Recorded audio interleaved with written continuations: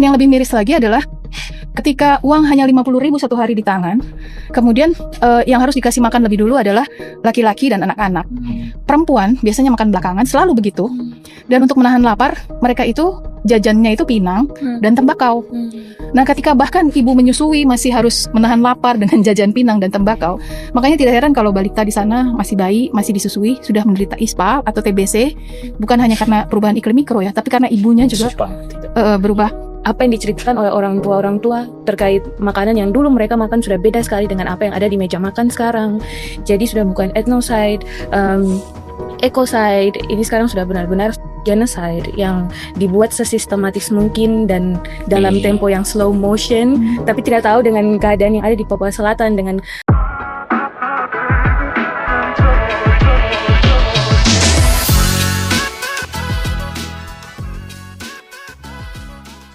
Kalau negara melihat Papua sebagai hamparan lahan kosong yang tidak produktif, masyarakat adat melihatnya sangat berbeda. Hutan di Papua bukan cuma kumpulan pohon, rawa-rawa, dan semak belukar. Ia adalah sumber pangan, tempat berburu, ruang spiritual, identitas dan budaya, sampai penghubung antar generasi. Dan mungkin itu yang paling sering gagal dipahami proyek-proyek besar berbasis lahan, yang dihancurkan bukan cuma vegetasi, tapi suatu entitas yang telah hidup lebih lama. Nah, ini semacam gambaran lahan kosong yang disebut oleh pemerintah sudah dikapling-kapling untuk industri skala besar.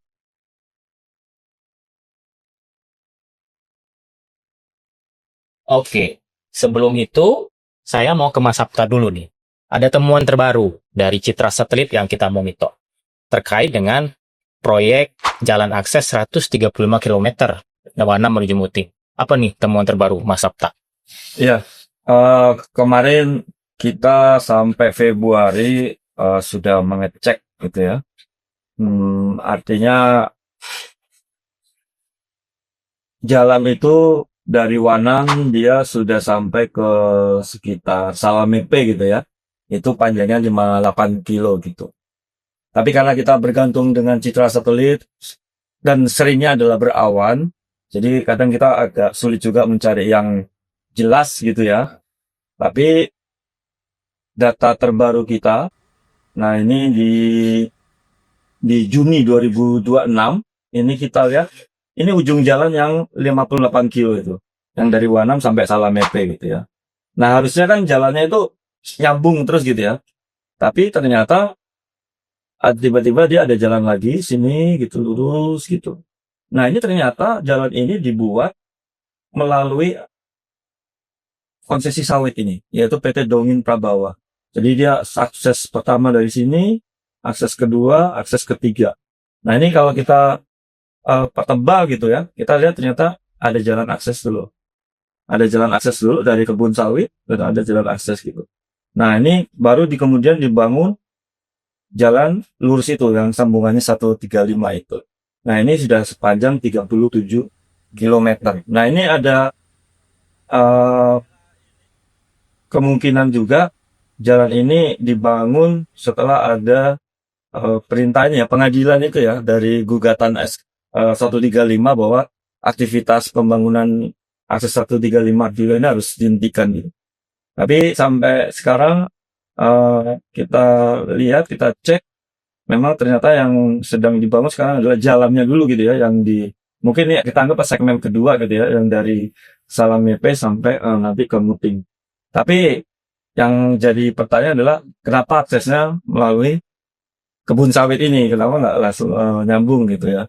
Nah ini apakah memang lebih mudah dari sini aksesnya gitu, atau memang sulit gitu. Padahal sebenarnya kalau dari sini kita lihat sebenarnya ada jalan gitu ya, jalan kabupaten gitu ya, dari Digul itu sampai Salamepe sampai ke bawah ke selatan gitu. Nah ini kalau kita lihat ya memang harusnya akan terus ya, ini masih ke arah Muting gitu ya, sampai nanti totalnya sekitar 135 kilo. Jadi ada 3 jalan akses yang itu langsung menuju ke konsesi sawit gitu ya Mas Sapta ya? Iya betul. Oke, jadi sebenarnya ini semakin memperlihatkan bahwa jalan akses ini menghubungkan kawasan-kawasan ekstraktif ya yang sudah ada di sekitar PSN ini. Jadi dia membelah hutan, membelah rawa, tapi kita bisa melihat itu di sekeliling di utara maupun di selatan itu semua sudah di coupling, semua sudah punya entitas tertentu ya, korporasi dan lain-lain. Ya, ini semakin membuka mata kita nih Kakak Dina, Mbak Laksmi, soal kemana arah dari PSN di Papua Selatan. Oke, makasih Mas Sapta. Ya. Saya ke Mbak Laksmi. Jadi apa yang kemudian Mbak Laksmi temukan ketika kita tahu bahwa proyek pangan dan energi tidak sepenuhnya juga untuk bagaimana bisa mengangkat, bagaimana bisa menyelesaikan masalah pangan, terutama dengan di orang asli Papua gitu ya. Apakah apa yang temuan yang Mbak Laksmi dapat dari konteks itu? Ya. Pertama-tama mungkin kalau kita berangkat dari penjelasannya Kak Adina tadi ya, bahwa manusia Papua dengan alamnya itu menjadi satu, itu ada persoalan besar ketika pangan itu dijadikan proyek yang tujuannya itu tidak ada hubungannya dengan manusia Papuanya sendiri. Nah, yang terjadi adalah apa yang disebut sebagai keretakan metabolik. Jadi kalau hubungan antara secara materialis ya, dalam pandangan material semata gitu, hubungan antara manusia Papua dengan alamnya dalam relasi materialnya itu adalah hubungan pertukaran aliran energi dan kerja begitu ya. Tetapi ketika kemudian dijadikan proyek di mana orang Papua itu tidak ada hubungannya dengan apa yang ditanam ini tidak juga dia makan sendiri gitu ya. Terjadi apa yang disebut sebagai keretakan metabolisme antara dirinya dengan alam gitu. Nah, tapi tidak berhenti di situ masalahnya. Yang menjadi situs perusakan dari keretakan metabolik itu adalah tubuh. Baik tubuh manusia Papua maupun tubuh sosial bangsa Papua, bahkan tubuh alam dan manusia Papua secara keseluruhan. Jadi perusakan tubuh ini adalah sejatinya perusakan metabolisme. Jadi kalau metabolisme kita sudah rusak, kita kan jadi sakit ya. Alamnya sakit, manusianya juga sakit. Dan itu bukan metafora sama sekali. Karena di zamannya Mive dulu saja ya, ketika saya datang pertama kali di tahun 2010, itu belum terjadi deforestasi sama sekali di satu kampung di dekat konsesinya grup Medco pada waktu itu. Sama sekali belum ada deforestasi. Orang masih hidup dengan mudah mencari makan, berburu, itu tidak harus sampai berhari-hari. Itu mereka gampang gitu untuk mendapatkan makanan. Tapi saya datang lagi di tahun 2014. Itu sudah 3.000 hektar rusak hanya di wilayah konsesinya Medco saja di kampung itu. Dan ini relatif lambat ya dibandingkan dengan deforestasi pada hari ini gitu.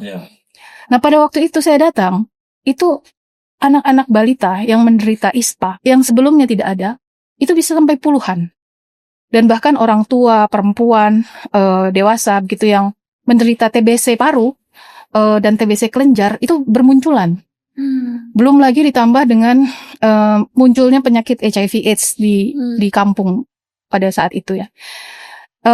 Dan juga kalau dilihat dalam jangka panjang, ketika sumber-sumber pangan orang Papua ini semakin berkurang, yang paling menderita itu ternyata adalah bayi dan anak-anak ya, karena tiba-tiba muncul angka malnutrisi yang sebelumnya kalau menurut bidan di sana itu tidak pernah ada angka malnutrisi gitu.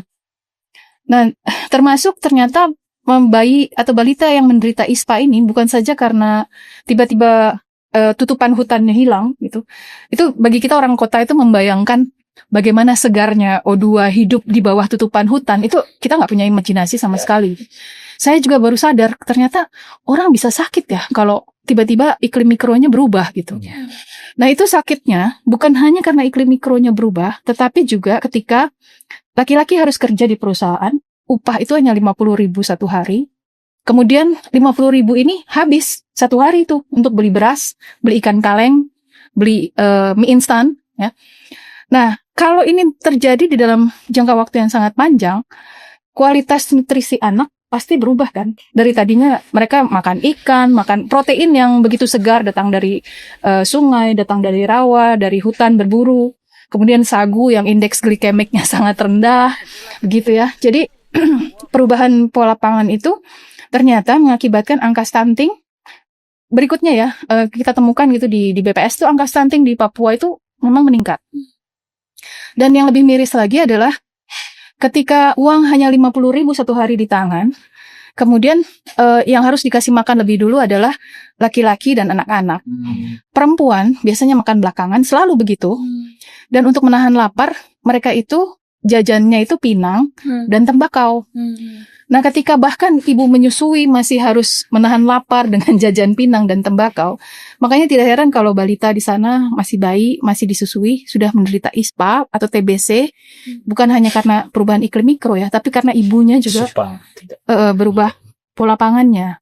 Nah, kondisi seperti itu, bayangkan sudah terjadi sejak 10 tahun yang lalu. Dan sekarang bertambah semakin parah, begitu. Jadi apa yang disebut sebagai kerusakan tubuh, kerusakan metabolisme alam dan manusia Papua, itu sangat nyata terjadi secara material, bisa konkret dilihat gitu. Nah, di sisi lain sebetulnya tubuh itu kan bukan hanya situs material ya, tapi dia juga adalah situs di mana ada memori, ada kenangan, ada kekerabatan yang terjalin, relasi sosial gitu. Kemudian juga ada kerja-kerja perawatan yang dilakukan perempuan dan laki-laki terhadap keluarganya begitu. Itu semua berpusat kepada tubuh. Nah, ketika itu semua berubah, sesungguhnya yang namanya kehilangan itu bukan hanya sekedar kehilangan material, bukan juga sekedar kehilangan hutan sakral tempat leluhur ada, tetapi juga memori atas masa kecil, memori bagaimana relasi dengan leluhur yang tidak terlihat itu selalu dirawat, kemudian tiba-tiba tidak ada gitu. Dan juga relasi kekerabatan yang berubah. Karena kalau dulu orang berburu dapat babi itu dibagi-bagi. Saya datang tahun 2017, mereka berburu itu sudah potong-potong daging, tetangga mau minta harus beli. Itu perubahan yang tidak kecil, itu perubahan yang luar biasa, di mana semua barang yang ada kalau bisa dijual. Jadi bagian dari survivalnya manusia Papua yang alamnya diputus relasinya sedemikian rupa, itu mau tidak mau harus masuk ke dalam ekonomi uang. Dan ekonomi uang itu mencekik, merusak relasi kekerabatan itu. Kalau kita bergeser sedikit ya ke Sorong misalnya, karena dia sudah sangat lama sekali menderita keretakan dan kerusakan metabolik ini. Di sana itu bahkan disebut ada yang namanya marga penumpang, katanya begitu.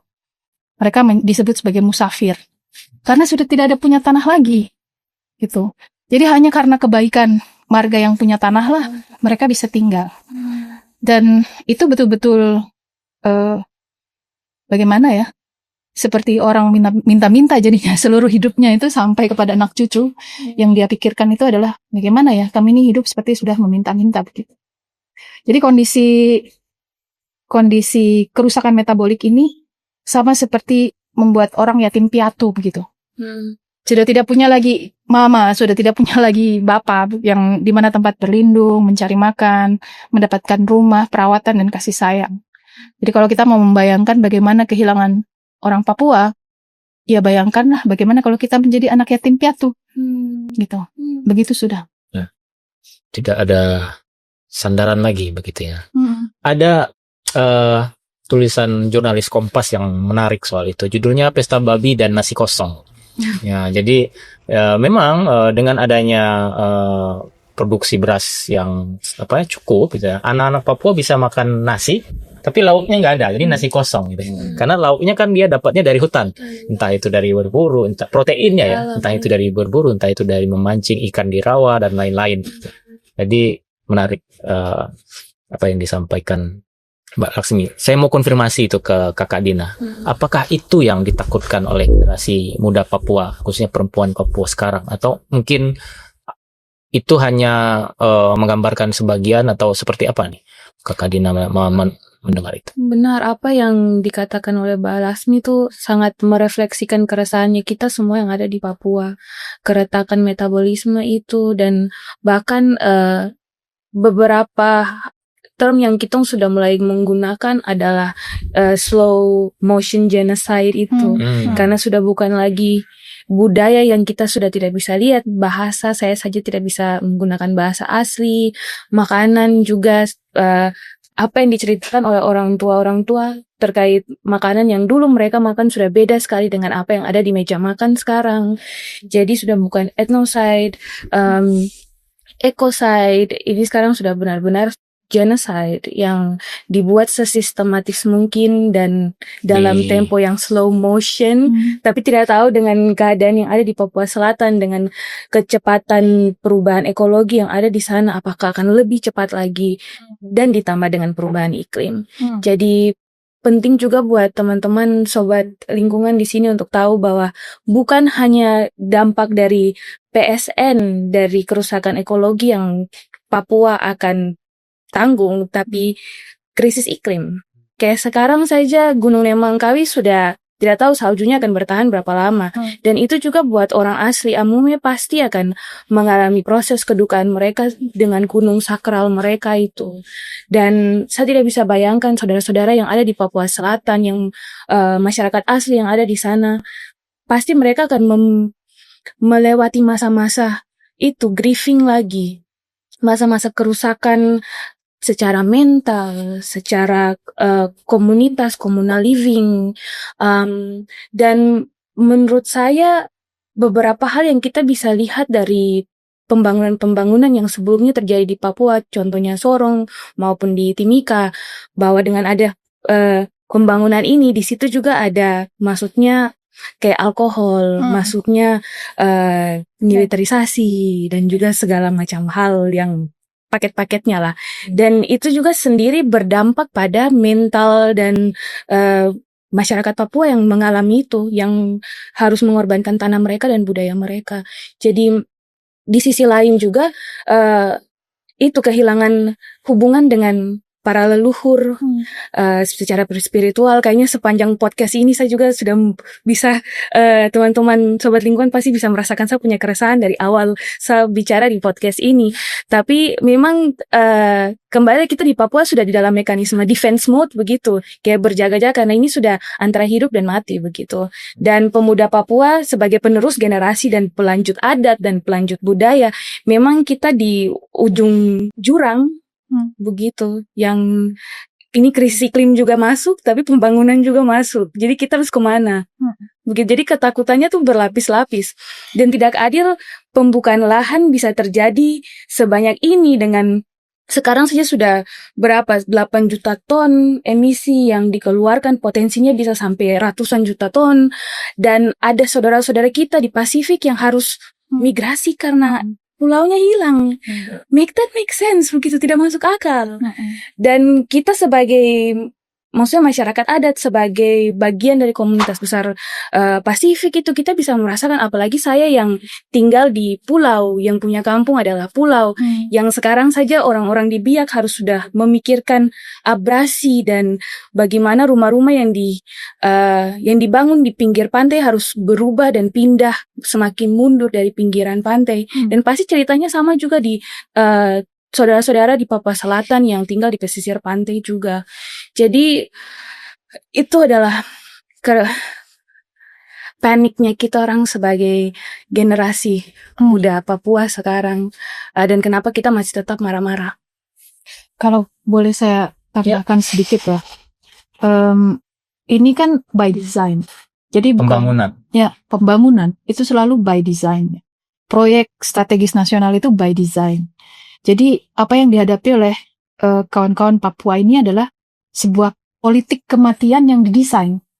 Jadi dia bukan konsekuensi yang tidak diniatkan gitu, tetapi satu politik kematian yang by design. Kenapa saya sebut by design? Karena ini kan seperti memilih ya. Oh, yang di Papua ini dia kalau mati tidak apa-apa. Yang penting di tempat lain ini dia makan. Kan begitu. Jadi kalau mau disampaikan secara lugas ya, politik kematian ini seperti negara memiliki kekuasaan yang sangat tinggi untuk bisa menentukan populasi mana yang boleh hidup, mana yang tidak apa-apa kalau dia mati. Nah, itu yang gambaran kondisi di Papua dan khususnya di Papua Selatan pada hari ini dengan tingkat deforestasi yang sedemikian cepat dan yang tidak dihitung sama sekali bagaimana konsekuensinya kepada orang Papua. Dan sebenarnya pola itu sudah ada begitu ya, sampai seorang uskup Adi Saputra misalnya menyampaikan ini orang Papua nih yang diinginkan nih cuma tanahnya, orangnya tidak. Nah, kalau seorang petinggi agama saja sudah bisa menyimpulkan bagaimana negara ini menjalankan politiknya sebagai sebuah politik kematian, saya rasa memang apa yang dihadapi ini adalah ya seperti Achille Mbembe mengatakannya ya, Papua ini sedang dibikin menjadi dunia-dunia kecil yang tercekik di berbagai tempat. Ya. Makanya kalau mama-mama cerita kan, dia selalu pikir, nanti anak saya bagaimana? Nanti masa depannya bagaimana? Itu kan yang dipikirkan ya. Itu karena memang pada hari ini, hidup itu tinggal melihat besok saja, tidak bisa melihat ke depan, begitu. Jadi dunia-dunia kematian, kalau Achille Mbembe ini, dia seorang filsuf dari Afrika ya, yang pendekatannya pasca kolonial.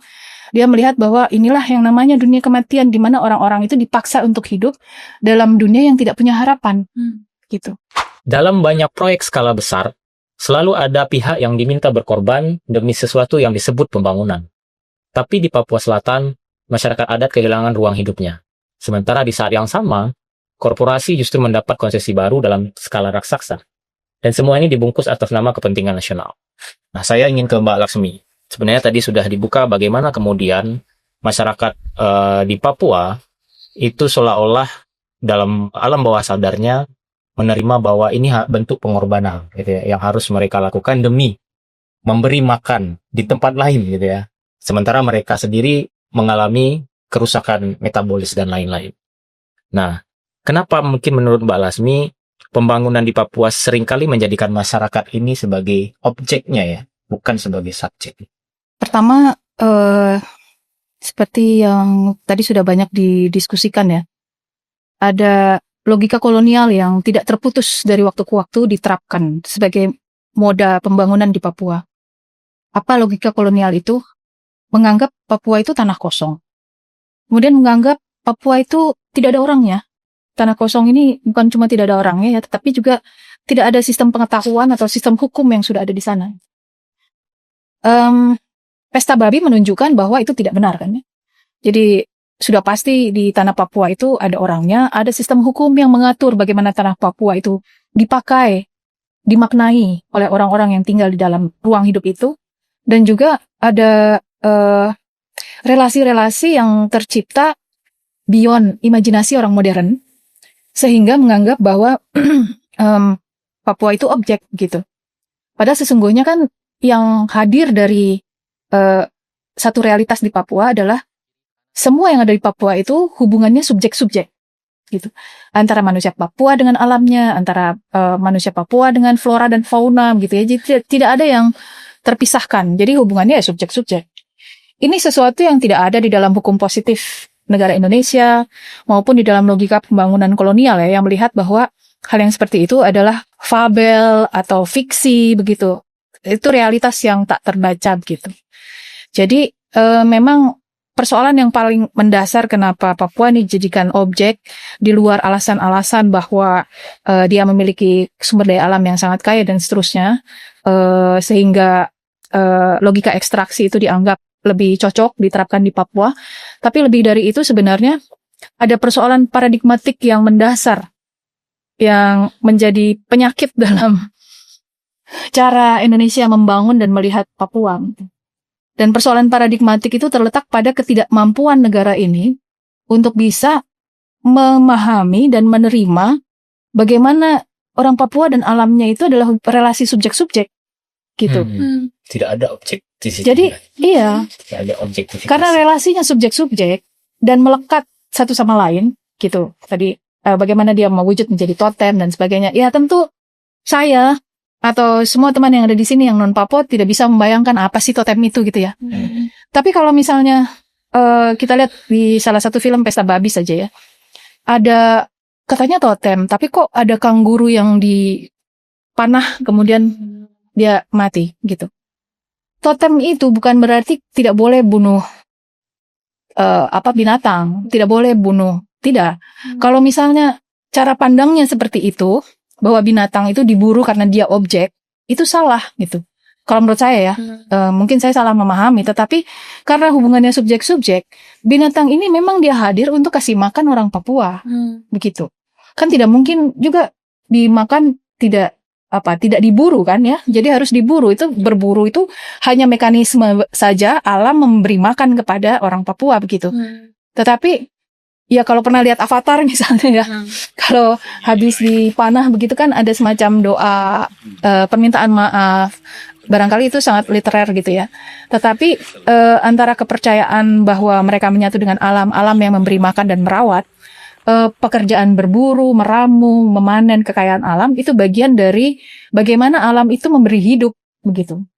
Jadi itu relasinya subjek-subjek. Makanya seperti yang Dina sampaikan, alam itu seperti sekolah begitu ya. Tempat belajar, tempat pengetahuan itu berakar gitu, berada.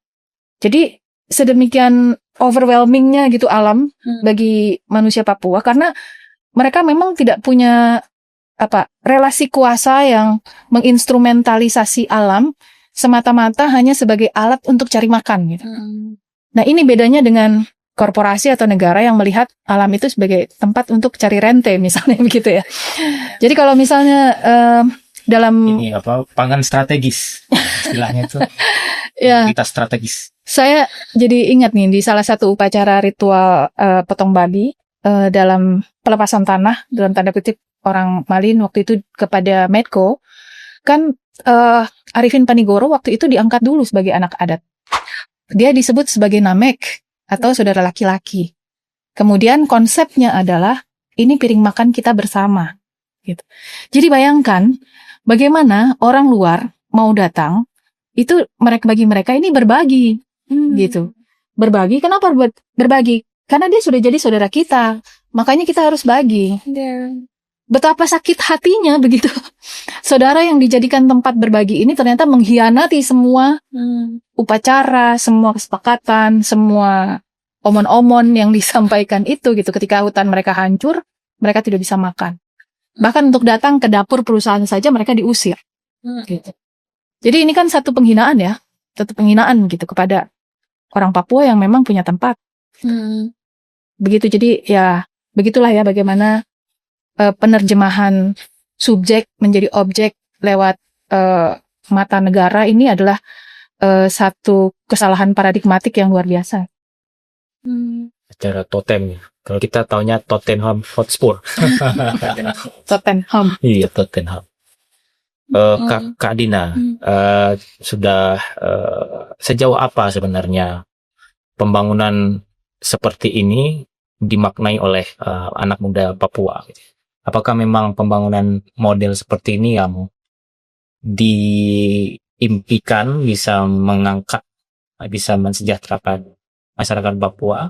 Dan bagaimana proses dialektika dari teman-teman merespon model-model pembangunan seperti ini? Sudahkah teman-teman muda di Papua punya cara berkonsolidasi mungkin menyampaikan pikiran-pikiran terhadap model pembangunan seperti ini di Papua sendiri? Kayaknya semua pembangunan yang terjadi di Papua itu diputuskan di Jakarta. Betul. Dan teman-teman di sini pasti tahu betapa tertutupnya proses itu terjadi dan tanpa transparansi. Bayangkan kita di Papua yang ada di ujung negara ini, gitu. Sudah tidak ada kepercayaan lagi dari, kalau yang saya bisa bilang dari perspektif saya, dari banyak pemuda yang ada di Papua dan banyak masyarakat adat di Papua. Dan lagi ini bukan hal baru, ini sudah terjadi sebelumnya.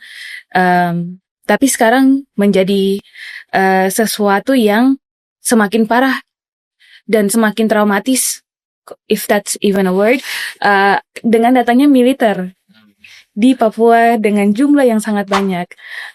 Kayaknya Project Nuta Tulis sudah buat perbandingannya berapa orang yang ada di Papua dibandingkan dengan yang demografi di Indonesia.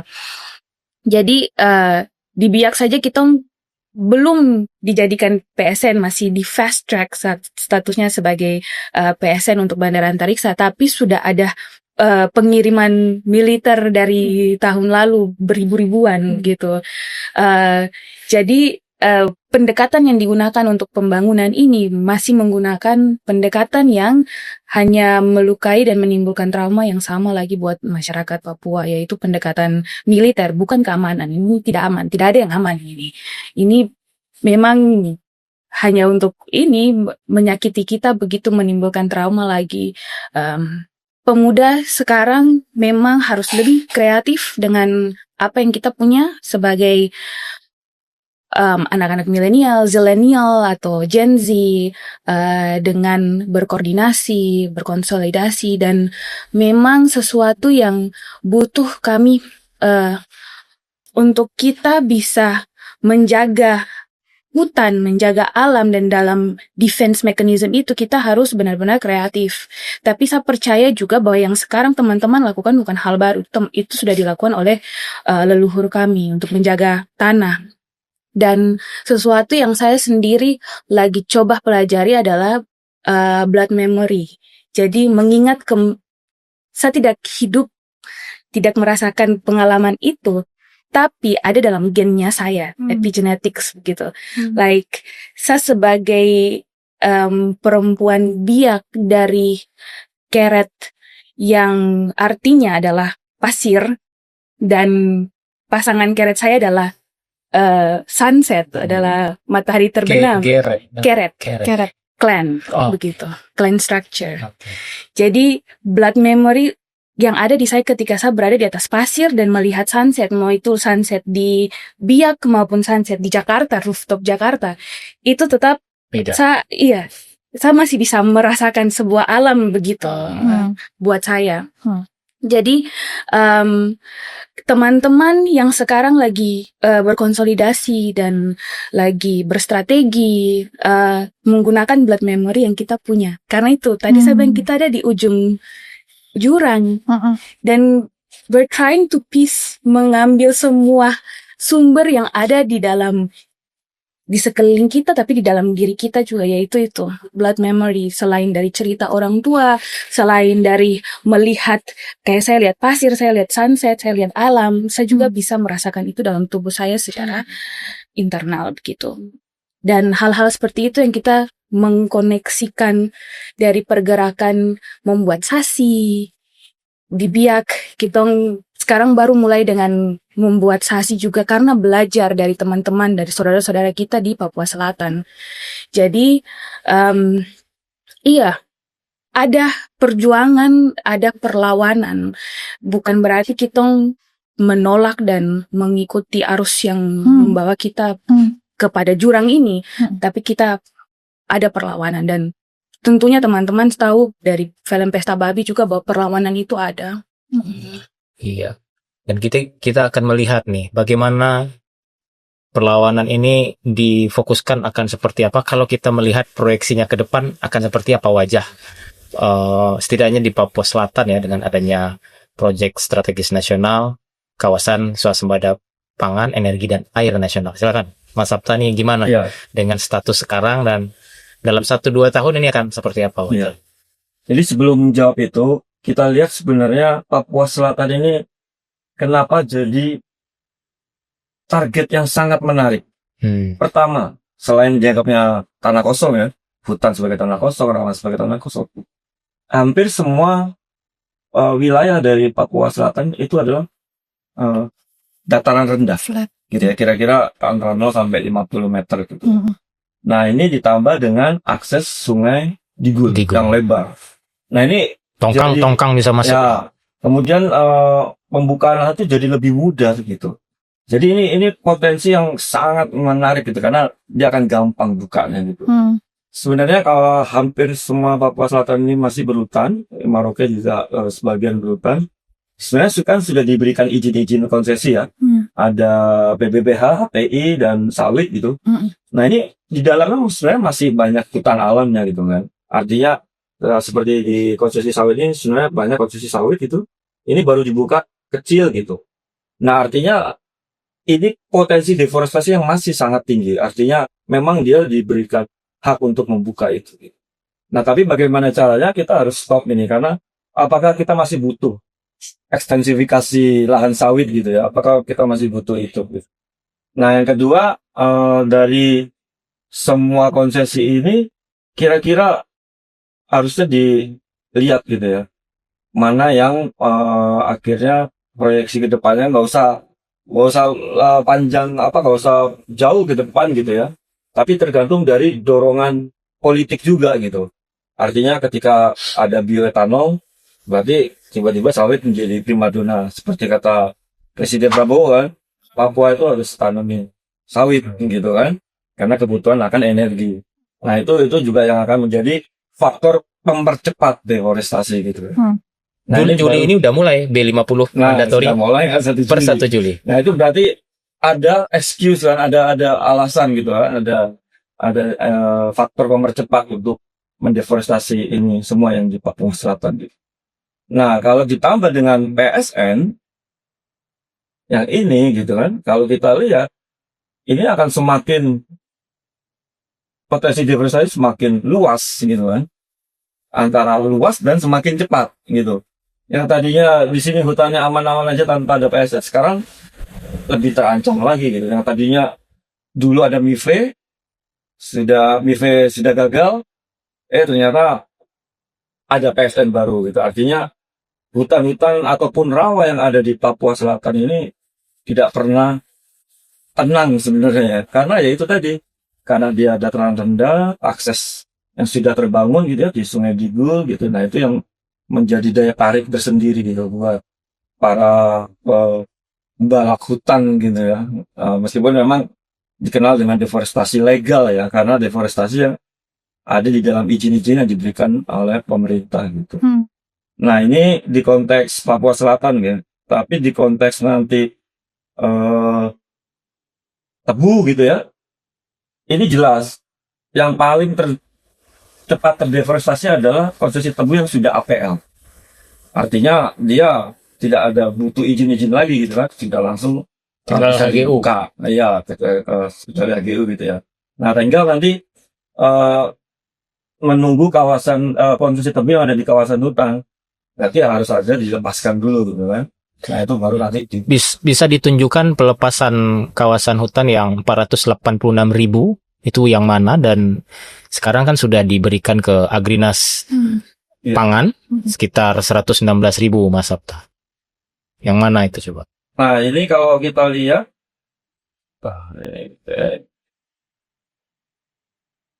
skip aja dulu. Nah, ini kan. Nah, ini adalah pelepasan ya. Ini tadinya kawasan hutan, ini kawasan hutan HPK ya, kawasan hutan yang bisa dikonversi. Kemudian di sini ada hutan produksi. Nah, ini area yang hitam, titik-titik hitam ini adalah pelepasan kawasan hutannya. Gitu ya. Jadi sudah HPL sekarang ya? Ya, sudah HPL. Artinya nanti ini bisa jadikan, kalau karena dia di dekat dengan Jalan ke sentra pangan, produksi pangan, bisa jadi nanti itu padi. Tapi yang di sini karena dia sawit. overlap dengan yang alokasi untuk sawit, berarti untuk sawit baru. Nah ini di sepanjang Sungai Digul, gitu. Nah ini sudah sawit-sawit yang sudah terbuka, gitu ya, sudah dikirim, sudah memang existing, gitu ya. Nah ini akan semakin mempercepat deforestasi di sini. Kalau kita lihat ternyata masih hutan alam semua, gitu. Nah ini pasti potensi deforestasinya lebih tinggi, apalagi ditambah tadi kebijakan-kebijakan politika di regulasi tadi B50 itu akan semakin mempercepat, mempermudah gitu ya. Salah satu jalannya yaitu menjadi APL dulu. Nah itu udah pasti akan habis duluan gitu kan. Nah tinggal nanti sebenarnya ini kan masalah waktu gitu ya. Apakah 1 tahun ini akan habis yang mana dulu? Tapi kalau kita melihatnya, apapun yang sudah di-coupling ini pasti akan habis. Kalau kita nggak melakukan langkah-langkah mencegahnya. Itu mau dikit. Baik, terima kasih Mas Sabta. Baik, Sobat Lingkungan, kita akan masuk pada closing statement ya. Singkat, masing-masing narasumber ya, melihat dari apa yang sudah kita perbincangkan dalam waktu beberapa jam ini. Kalau dari Mas Sabta nih, dari perspektif lingkungan, perspektif keanekaragaman hayati, kira-kira pembangunan seperti apa yang harusnya diperjuangkan di tanah Papua? Jadi kita harus melihat juga sebenarnya kebutuhan akan pangan, energi, dan air itu emang benar harus membuka lahan baru gitu kan. Apa benar kita harus menambah luas sawit, menambah luas sawah gitu. Apalagi ini namanya proyek nasional kan. Tapi ujung-ujungnya akhirnya selalu di atas namakan, oh ini untuk Papua gitu. Padahal belum tentu juga dan memang tidak gitu kan. Karena ternyata ini adalah dikelola oleh korporasi-korporasi sebenarnya. Nah ini yang mungkin harus dipertanyakan lebih mendalam lagi gitu ya. Apakah perlu kita membuka lahan baru, terutama mendeforestasi ya, hutan dan mengkeliling rawa yang ada di Papua, terutama Papua Selatan. Gitu. Terima kasih, Mbak Laksmi. Ya, Pertanyaan yang sama. kita sebetulnya bodoh ya kalau membiarkan apa yang terjadi di Papua dan melihat itu sebagai sebuah kemajuan atau progres.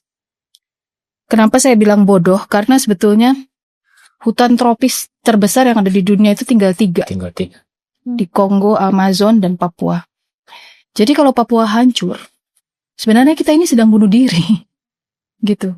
Jadi bodoh sekali. Apa yang dilakukan ini adalah satu kebodohan yang terlegalisasi ya. Yang yang dampaknya itu memang tidak bisa dirasakan besok.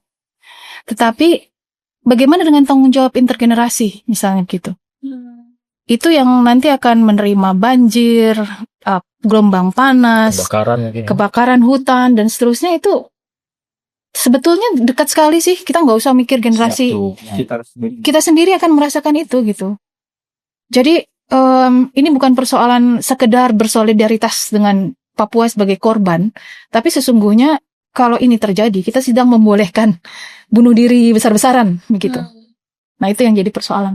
Jadi jangan sampai pembangunan di Papua menjadi bunuh diri besar-besaran warga dunia ya. Warga dunia, ya. Karena kita tinggal di satu bumi yang sama kira-kira. Kakak Dina, pembangunan seperti apa yang harusnya diperjuangkan untuk tanah Papua? Tentunya pembangunan yang lebih menganggap kita ada begitu. Pembangunan yang benar-benar memberikan ruang buat masyarakat adat hidup sebagai masyarakat adat dan diakui sebagai masyarakat adat dengan segala macam keanekaragaman yang ada, dengan segala macam budaya yang ada. Jadi pas teman-teman banyak yang pikir, oh itu sudah ada Otsus, sudah ada Otsus Jilid 2 lagi malahan. Tapi itu standar pembangunan yang diberikan oleh Jakarta kepada Papua, namun belum mensejahterakan orang Papua sendiri. Jadi kita perlu diakui dulu bahwa masyarakat adat itu ada, dan khususnya di Papua sendiri dengan segala macam sensitivitas dan keanekaragaman yang ada harus diakui juga sebagai masyarakat adat. Pengakuan yang sebenar-benarnya tanpa ada hanya pengakuan legal dan lain-lain secara konstitusional ya. Iya. Baik, sobat lingkungan, mungkin yang sedang terjadi di Papua Selatan hari ini bukan sekedar proyek pangan, tapi pertarungan besar tentang siapa yang hendak menentukan masa depan Papua. Dan ketika pembangunan mulai menghilangkan manusia, budaya, dan alamnya sendiri, mungkin yang perlu kita pertanyakan bukan soal pertumbuhan ekonomi saja, tapi pembangunan untuk siapa? Kalau sobat lingkungan ingin mengetahui lebih lanjut tentang kajian kita yang terbaru terkait dengan PSN Papua Selatan, silakan klik link di bawah ini. Terima kasih saya ucapkan kepada narasumber sobat lingkungan semua. Mudah-mudahan kita bisa mempunyai masa depan yang lebih baik untuk generasi kita di masa yang akan datang. Terima kasih. Terima kasih. Terima kasih. Terima kasih.